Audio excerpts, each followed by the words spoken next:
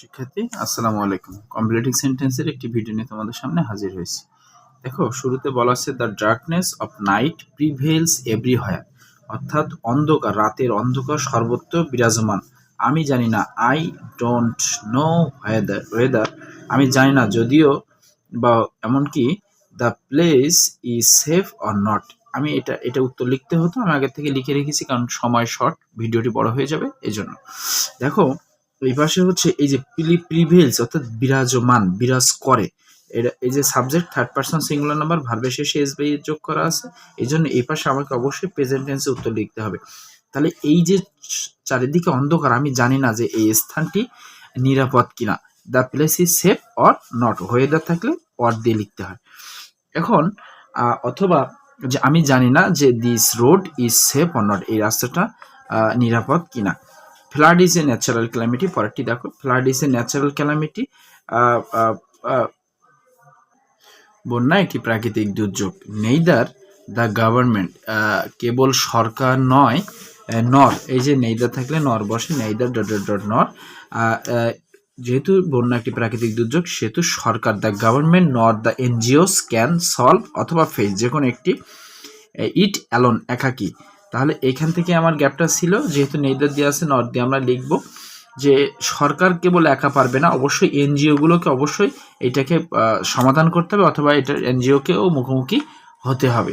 এরপরে বলছে কলি ইজ অ্যান ইন্টেলিজেন্ট গার্ল, কলি একজন হচ্ছে মেধাবী বালিকা।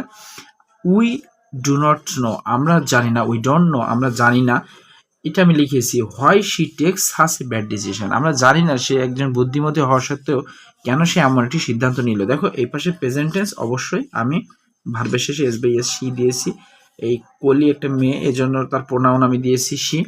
প্রেজেন্ট টেন্স থাকলে অবশ্যই প্রেজেন্ট টেন্স দিয়ে পূরণ করার চেষ্টা করব, তবে অর্থের দিকে খেয়াল রাখবো। অর্থ যদি প্রেজেন্ট থেকেও যদি ভবিষ্যৎ চলে আসে তাহলে আমরা যে কোনোভাবে এটা করতে পারি।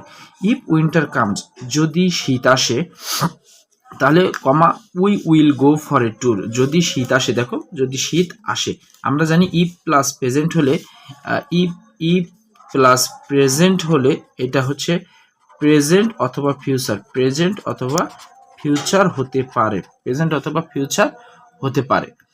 এটা দেখো, তাহলে আমরা একটা ট্যুরে যেতে পারি, we will go for tour, বা আমরা একটা ট্যুরে যাব।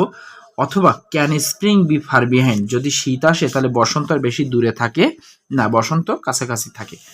এরপরটা কি আছে দেখো, market is a place, present tense, market এমন একটি জায়গা, where we go for buying something, আমরা সেখানে যাই কিছু কিনতে।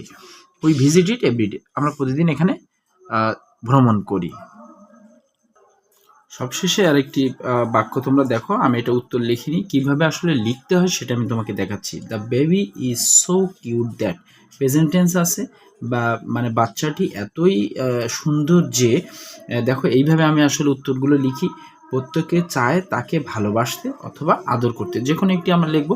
তাহলে প্রত্যেকে মানে কি, প্রত্যেকে, এখানে সাবজেক্ট কি, এইভাবে উত্তর লিখতে হয়, সাবজেক্ট ভার্ব যোগ অবজেক্ট, সাবজেক্ট ভার্ব এবং অবজেক্ট মিলে, তাহলে প্রত্যেকে, তাহলে এভরিবডি, এই যে এভরিবডি, এই যে চায়, চায় ইংরেজি কি অন্টস, চায়, এই যে তে থাকলে হচ্ছে টু লাভ, তাকে everybody wants to love him, প্রত্যেকে চায় তাকে ভালোবাসতে, অথবা everybody wants to adore him,